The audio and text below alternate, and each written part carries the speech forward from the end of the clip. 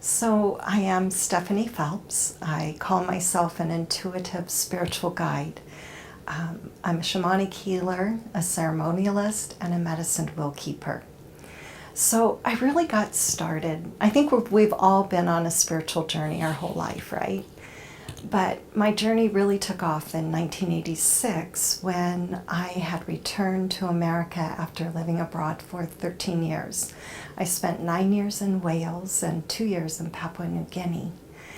And when I got back to America, I found myself traveling with a Tibetan medicine woman to Arizona, and we were exploring the sacred sites.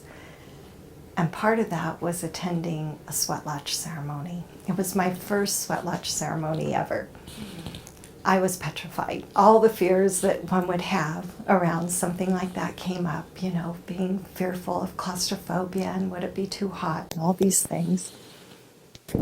And it was a serious sweat lodge because it was attended by Native American sun dancers, and they were preparing for their upcoming sweat lodge. So it was a serious one, I'll put it like that. There were 17 of us going into this small space, and on the third round they had finished. And all sweat lodges, as you know, were like 4 rounds, and each round is hotter than the last round. And when I went in and the flap went down, it's so dark and black, you can't see your hand in front of your face. And I was like a moment of panic. And then I heard the rattles and the drumming, and I heard the chanting and the prayers, and I felt like I'd gone home.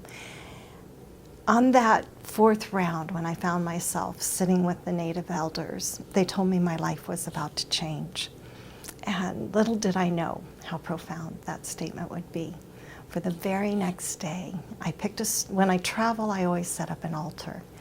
And I went to my altar in the morning and I picked up a stone, and I looked at that stone and it totally shapeshifted in my hand. And I couldn't believe my eyes at first, and I questioned the whole validity of it. And I could see the geometric configuration of the stone, and I could see the spirit in the stone. And for a whole year, it was like I was having this full-blown shamanic awakening. I could see the spirit in all things. Being clairaudient, I was receiving messages at the same time. And there's so many stories around these stones, but I'm going to give you a few to tell you how my medicine wheel came to be. I was driving down Pima Road, and being clairaudient, I heard, "Pull the car over." And I paid attention because everything was alive and speaking to me at this point. I could see the spirit in every tree, every cloud, and I would say I was having a full-blown shamanic awakening. So I pulled the car over, and I heard, "Start digging." Well, I had just been out for a birthday lunch with my girlfriends, and I'm all dressed up, pull the car over. It's Pima Road, it's really busy, and there I am on the side of the freeway digging in the earth. But I unearthed a beautiful piece of rose quartz, and that became the heart of the medicine wheel. And during that year, all of my dearest friends seemed to be traveling to sacred sites around the world, and I happened to be in Glastonbury that year. And needless to say, stones came from all over the world. They were all gathering on my back porch, and one day in meditation I said, "Spirit, what am I doing with all these stones collecting?" And I heard, which is an overused phrase now, but I heard, "Build it, they will come." And I thought, build what? Long story short, Spirit informed me every step of the way about creating this signature portal of energy, a medicine wheel. And I got up one morning before the sun. I laid down on Mother Earth, connected with every cell in my body to the heartbeat and the rhythm of the Mother Earth, made that conscious connection, and then started the ceremony of inviting every stone in. And it created this sacred circle. And that's truly how I got started with the journey that I'm on now. Because what I learned was that all of nature is God waiting to be heard. And it was through the language of the earth and that direct relationship with the earth that I started this journey of creating sacred ceremony and sacred space and inviting people to come and participate in that, because I believe that people have more of a relationship with their iPhones and their cars than they do with the beauty of a budding tree or the whispering of the wind. And these are the things that we've gotten disconnected from. And when we create sacred ceremony and everybody comes to the circle, we all stand as equals. Yet we all have our unique individual perspective or view of the world. And together we make that whole. And it's an invitation to people to come together and step into the mystery of their own spirit, because each person creates their own bridge joining heaven and earth. It's a non-denominational thing when we come together. So we connect with the rhythms and the cycles of nature and the moon and stargates, portals, all those exciting things. Mm-hmm. So that was kind of the beginning of how I got involved with earth medicine. And you know the old story, when you start out on a journey, the teachers start showing up. However, I had been working with different teachers around the world. There's a lot of stories around the rocks. You know, I kind of see, I'd go to the grocery store and there'd be just a regular rockscape. And one stone would call out, take me, and I wouldn't know, what is that all about? And I kind of equated it to when you go to a party and the room is full of people and there's one conscious person. Not everybody has evolved at the same rate, and you're attracted to that one person. And it's the same with the stone people.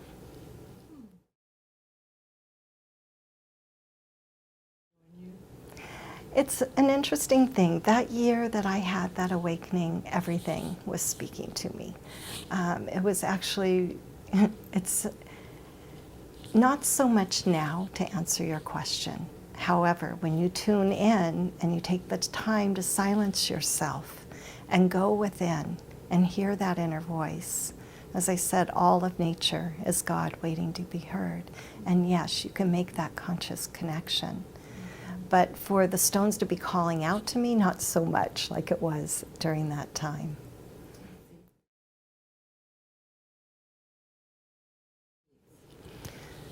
I first started out as a medium, and what I found with mediumship was that people were coming to me in great pain and needed healing for their grief, but they were not addressing the true wounds of the soul. And I wanted to be able to have tools in my medicine bag that I would be able to take them deeper and help them really heal the wounds of the past. And I know when I embarked on my own healing journey, healing my wounds of the past, that it gave me the experience and the knowledge of how you can release the past so that it doesn't hook you so much, I guess. That when you spend a week with your relatives, it's not going to send you over the top. Mm-hmm. And you know that old story, you know how evolved you've come when you have to go spend a week with your relatives. True. And I love my family dearly. I could spend more than a week with any of them.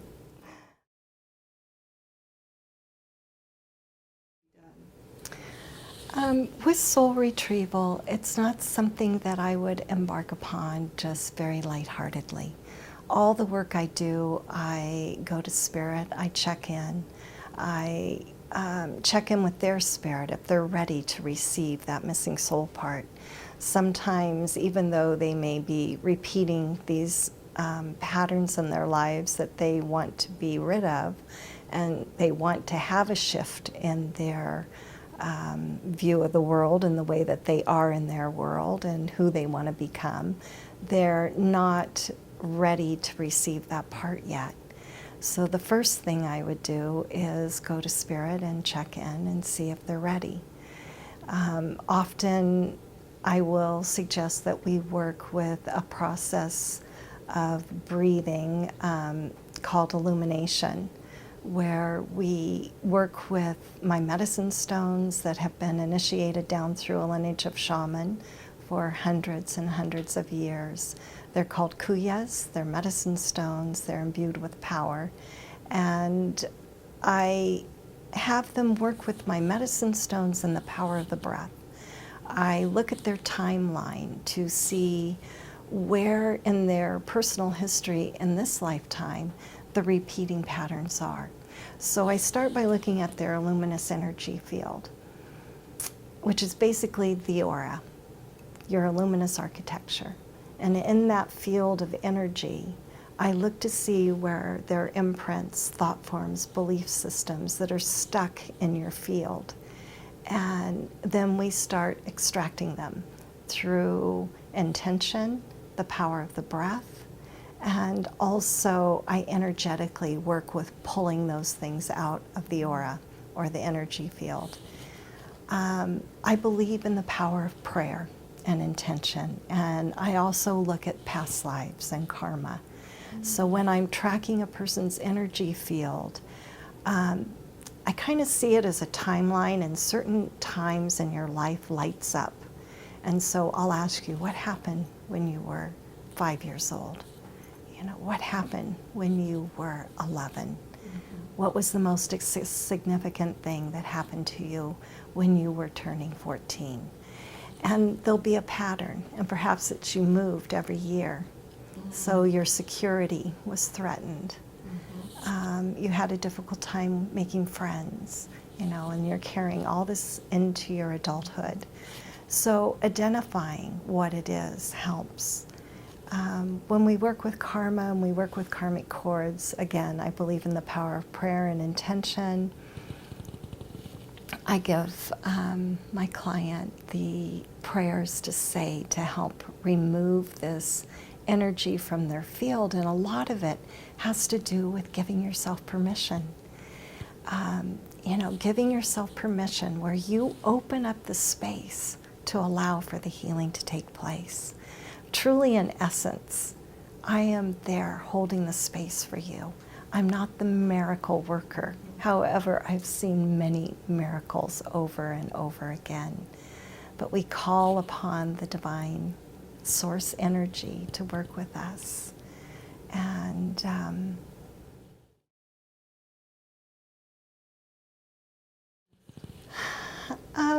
there's been a couple that come to mind. One in particular, there was a lady that had been suffering from fibromyalgia and had chronic pain in her body. I didn't even know that when I worked with her. She never mentioned it to me. And we did an illumination. We didn't even do the soul retrieval. Sometimes I'll work with a client 3 or 4 times before they're ready for the soul retrieval. And it was through a mutual friend that he informed me that this woman who lives in the San Francisco area told him that ever since she had her session with me, she has had absolutely no pain in her body whatsoever. So I didn't even have to know the physical ailment that was taking place. We created sacred time and place, which is a place of timelessness when you work in the moment, the place of infinity. And in essence, when I'm looking at a client, we're also working with the blueprint to go back in time before the diseasement is manifesting in the body, so that we can take that blueprint, and that's where the miracles and the magic happen. So I work with a team, and I always ask that I be a divine, holy, clear channel for that energy to flow through me to do God's work, more or less.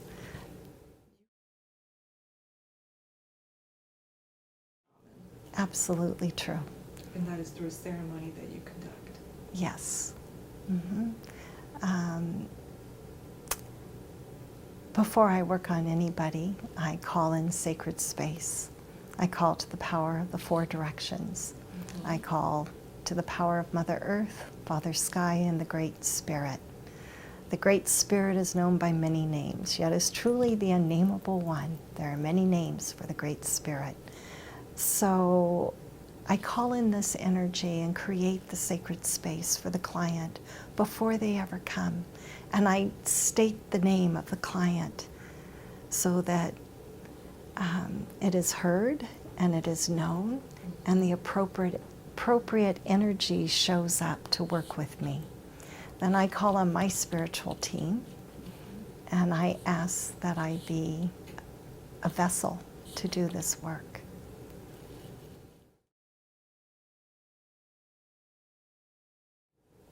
When we work with addiction,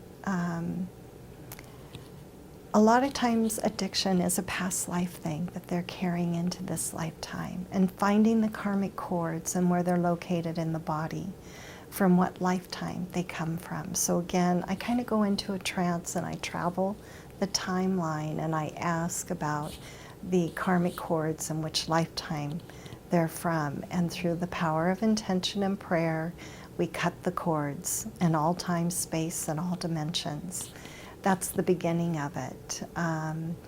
Also, there's genetic history that comes in that's repeating itself. So you have like family patterns that repeat itself within the luminous architecture. And those are removed energetically.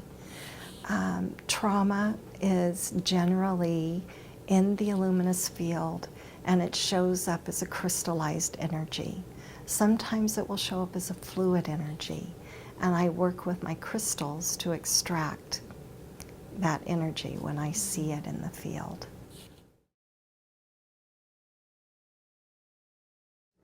Well, you know, that's interesting because as a young girl, I can remember, I didn't know what it was, but I can remember coming home one day after I'd been sitting. We lived in La Jolla near the beach, and I would take my walks down on the beach, and I used to like to find little cubbies where I could kind of hide myself, where the surfers walking down to the ocean couldn't see me, and I would kind of bury myself into the side of the cliffs, and I would go to that quiet place, and I could hear that voice. And I remember distinctly going home one day and asking my mother, "What's that voice that you hear inside yourself and you know it's you, but it's not you?" And my mother said, "That's God speaking to you." So I still didn't have a word for it, clairaudient. That came later. And when I started my journey with the medicine wheel, I was very interested in all things shamanic, and I went to Doreen Virtue's very first mediumship class she ever taught. And there was probably less than 13 of us in the class. And I actually ended up there by accident because I had just read one of her books and learned that her husband at the time, Stephen Farmer, who is now an acquaintance, was a shaman. And I wanted to meet him. And he was sitting on the side of the stage during a book signing, and he said, and I went over, introduced myself, and struck up a conversation. And he said, "Doreen is teaching her first class in mediumship. I think she has a few spaces left. You ought to think about it." I thought, no, I'm not interested in that. In fact, it always kind of bores me because it's the same messages over and over again. And I sat down in the audience, and my whole body started responding, which it often does when I'm in alignment with spirit. And so I pay attention to that. I have learned to pay attention. And I ended up in her class. And that's when I found out I had the gift of mediumship. So it was something that called me. Just as shamanism and working with earth energy, it is a calling. It's not something that you read in a book. Yeah. It's not something that you learn and you go out and do. It is a direct relationship with the seen and the unseen. Mm-hmm. And, you God called me to do this work. I really believe that.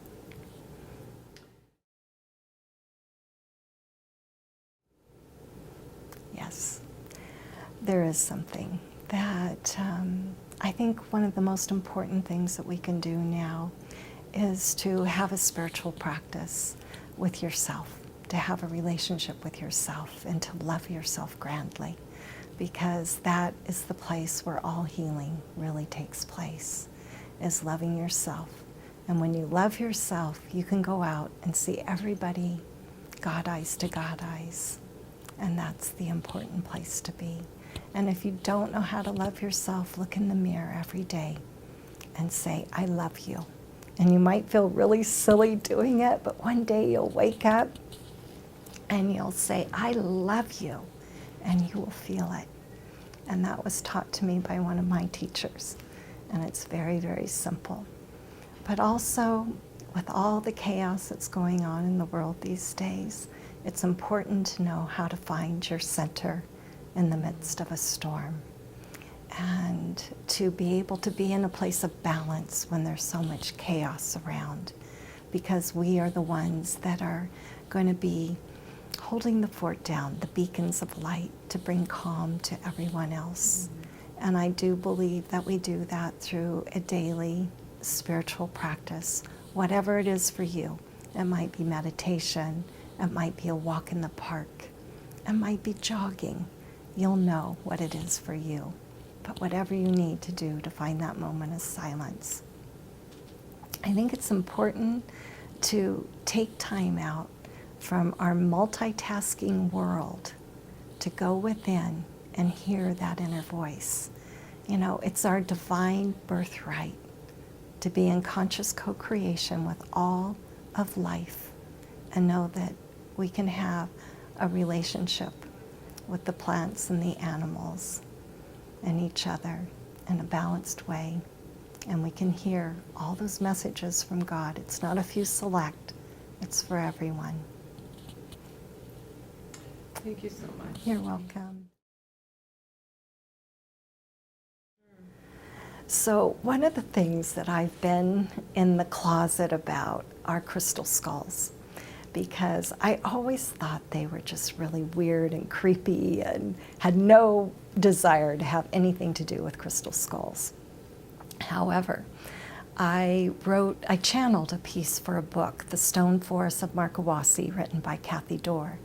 And she was in Arizona writing this book. She gave me a photograph of the stone forest and asked me to, what did I receive from this photo? Long story short, I gave it to her. They used it in the book. Dr. Robert Schock wrote the introduction to her book, and he was going to be in Tempe at a conference and gifted me a ticket to meet him. At this conference, the Mitchell Hedges crystal skull was in the conference room, and people were lined up in droves to see this skull. A big deal, crystal skull, I could care less. And a friend of mine came up to me and she said, Stephanie, just go get your picture taken with the skull. And I thought, oh, okay. I walked over and put my hands just outside of it.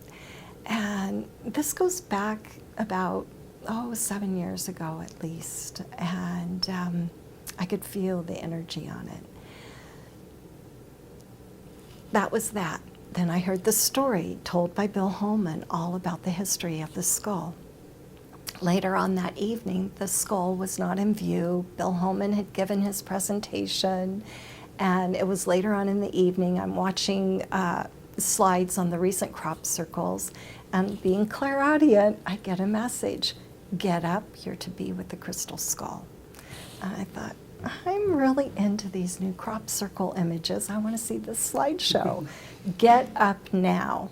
So I thought, gosh, the skull hasn't been on view since lunchtime. Where is it? And I got up because I pay attention to my clairaudient messages.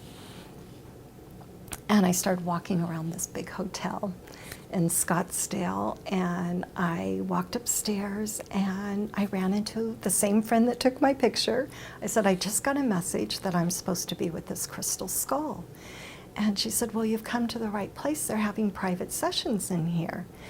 And go on in. I thought, well, I'm not walking in on someone's private session.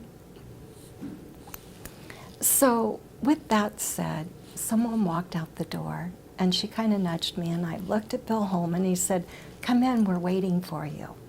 There was the Mitchell Hedges skull on like a card table with 3 occupied chairs and 1 empty one. I sat down and had a private session with the skull. I'm not going to go into that story, but that started this journey with the skulls. What happened after that was a series again of where Spirit called, because I had a woman come to my medicine wheel who had no idea about my experience with the Mitchell Hedges. She saw a vision of a skull, went out and bought one, ended up being gifted a ticket to the very first World Mysteries Conference on 999. And because she was the first one to buy this ticket, she was gifted a ticket, which she gave to me to attend this conference. I met skull keepers from all over the world. I met a lady that was making documentaries from Chicago. She said, I've always wanted to come to your medicine wheel. Can I invite some of the presenters and their skulls to come? So they all showed up after the conference. And it was late, and they ended up, half of them, spending the night at my house. And from there, they said, oh, you have to come to Sedona with us. So the next day, I thought, okay, I'll go for the day. I didn't come home for a week. I had the most amazing time and made these soul sister, I call them my sisters, that we've stayed in touch. Dr. Jennifer Walsh from South Africa, Leah Scallon from Australia, all skull keepers and extraordinary women on extraordinary journeys. And what happened from there was I decided, it took me from September '09 until the year 2012 to actually come out of the closet with the skulls, because I didn't know how they would be perceived. And I learned that they are probably one of the more high vibrational tools to work with. And I started holding classes and meditations with the skulls. The first time I held circle, we make a crystal grid in the middle of the room, and I lead a meditation, and afterwards we share. And there was a woman there. Her first name is Kat. She was reluctant to come. Her friend dragged her along and said, we're going to this meditation. And she shared that she was going to go to the ER after the meditation because she had cut her leg over a week ago, and it was still bleeding and weeping, and it just wouldn't stop bleeding. And it had gone on long enough. She knew she really did need to go and get stitches or have it seen to.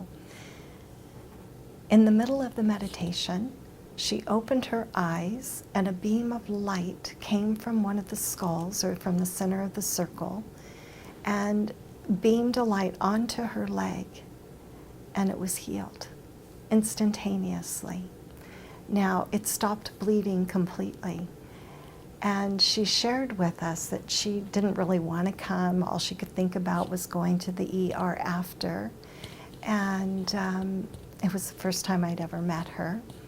And it healed instantaneously. Well, I didn't have the whole story until she turned up about a month later. And it was at my fire ceremony, and she came up to me and kind of filled in the blanks, and she said, I don't even have hardly a scar on my leg. It was an instantaneous healing. And she was reluctant, truly. She was there not, because she wanted to be there. She was along with her friend. So these magic and miracle things do take place. The crystal skulls have all the properties that crystals do. So we know a lot about crystals. They're transmitters, receivers, magnifiers, and the list goes on. The crystal skulls contain all the energies that a crystal carries, as well as being carved into that, the shape of a human skull, you have to think that is, the skull is a symbol for a container of knowledge. And I believe that the crystal skulls are exceptional tools to tap into, very high vibrational tools to work with as containers of knowledge. I'm having a hard time putting this into words.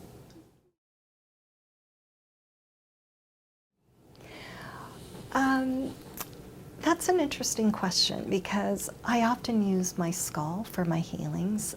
Sometimes I'll just put them under my healing table. Sometimes I will leave them out on the table. I have one in particular, it's called the Oracle. It's pink rose quartz, and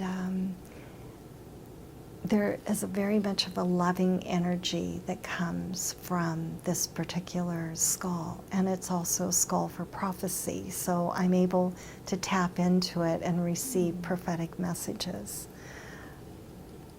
It's not something that I do a lot of. It's not what I'm known for. Where some people travel with their skulls and they're known. Recently I was with the skull called Einstein. Carolyn Ford is the keeper of that skull, and she said, pay attention to your dreams. And sure enough, the next 2 days I had the most amazing dreams. So every skull kind of has its thing, that there's specialty that it's known for. It's so interesting. I know so little about him. I know very little as well. Really, even all the skull keepers, probably the one that knows the most is, in my opinion, who I consider the authority, is Dr. Yap Van Eaton, and he lives in the Sedona area.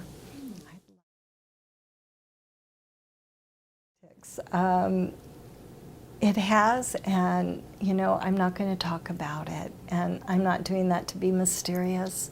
It's just that I feel that the balance of the planet is in our hands, and we have the power to change what that looks like. And so by speaking certain things, we give energy to them, and some things are best left unsaid.